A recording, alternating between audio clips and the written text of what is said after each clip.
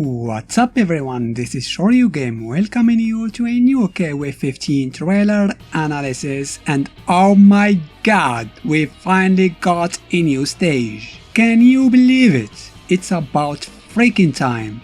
Oh yeah, this trailer is about a character and not a stage. This character being Najd, one of the best additions to KOF 14. Despite joining the roster pretty late in the game's lifespan, she became a fan favorite in no time. With a beautiful design and a sick gameplay, how could she not? Speaking of her design, it didn't change much in her 15th iteration. She looks pretty much the same as she used to. She was designed by a fan of the series, and I'm glad that it's still adopted. Personally, I don't think it needs to change, but I would have loved it if she had an alternative costume like the other DLC characters. Unfortunately, that's not the case. That intro animation looks pretty dope though. She looks like a genie coming out from a lamp. Since she was and still is a single entry character, she doesn't have much of a story. We don't know much about Najd, except that she is a college student during the day and a sort of vigilante after the sunset.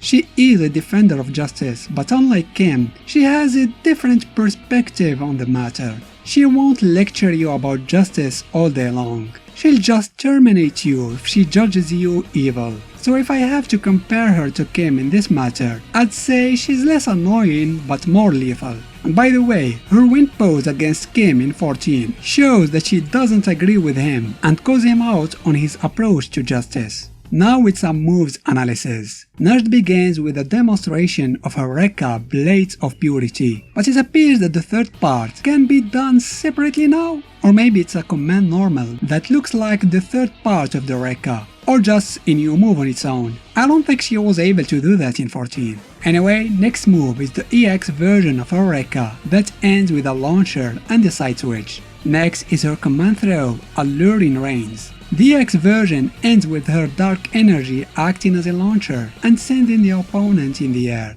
The next move is a new one added to her arsenal. It's a dive punch that can go either horizontally or diagonally. This move gives Najd a lot of air mobility. The next move is what made Najd one of the strongest characters in the last game, her infamous dropkick, Retribution of the Unknown. This jump scare of a move was a real terror in 14. To execute it, you have to maintain a kick button pressed and release it to launch the devastating dropkick. The longer you wait, the more damage the kick deals, and if it's fully charged, it allows to combo from. Now it seems that this move works very differently. For starters, you no longer need to sacrifice a kick button to charge it. Instead, Najd uses a new move that looks like a command throw to charge it, and there is a dedicated icon that shows the level of the drop kick charge. This reminds me a lot of Street Fighter VI's Manon's medal system, where the more she has, the more damage her command throws deal. It's also funny that Najd's voice actor is the same as Manon's. Coincidence? I think not. It's noteworthy that the dropkick in 15 doesn't deal as much damage as it used to in 14, even when it's fully charged. After that, we have another interaction, this time between Najd and Elizabeth.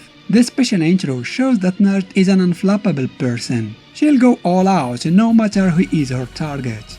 Next is her combo showcase, starting with a close C, EX Rekka. Then she jumps and continues the juggle with a jump punch and her new dive punch move.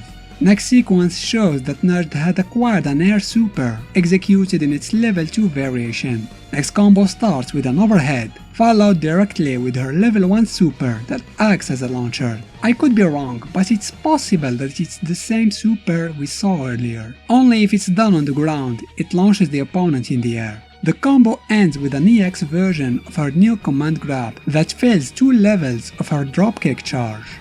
After that, Najd begins with a crouch B, crouch A, Rekka, followed with level 2 dropkick that allows her to command grab Yashiro and already fills 1 level for her dropkick.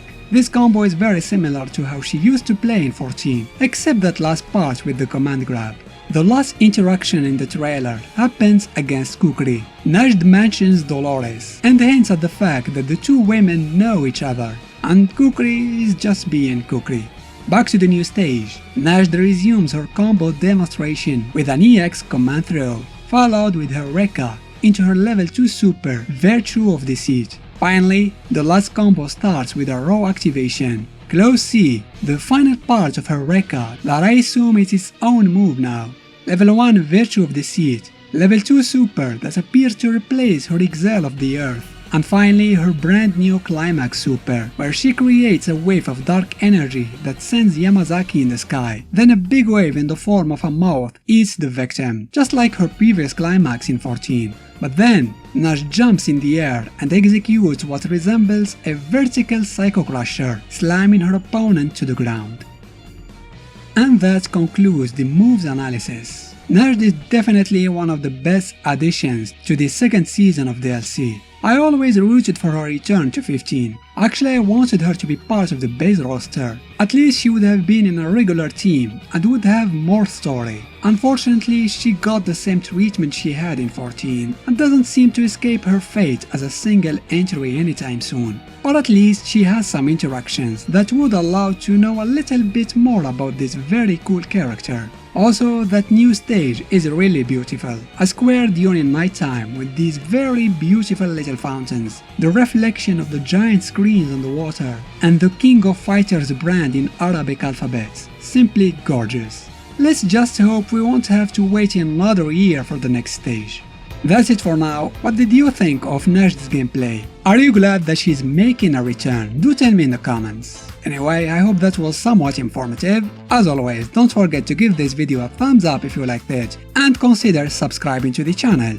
Thanks for watching.